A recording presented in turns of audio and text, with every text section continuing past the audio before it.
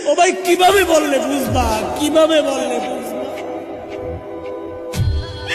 কিভাবে বললে গুনাহ ছাড়বা, বলো বলো।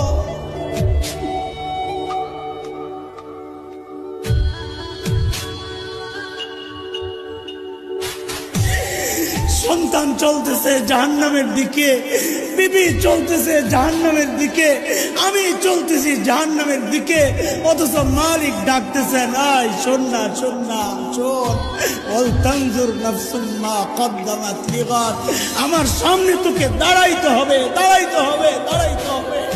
কি নিয়ে আসবে এখন থেকে চিন্তা কর, কি নিয়ে আসবে, কি আছে বুঝি বলে, আমার তো নাই কিচ্ছু, আপনাদের হালত কি বলে? এই তো চিন্তা করলে অস্থির হয়ে যায়। হায় হায়, যৌবনের 32টা বছর কোন কামে ব্যয় করলাম।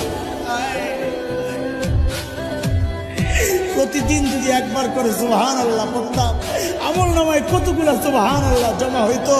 প্রত্যেক দিন যদি 2 রাকাত নফল নামাজ পড়তাম, আমল নামায় কতগুলা নফল নামাজ জমা।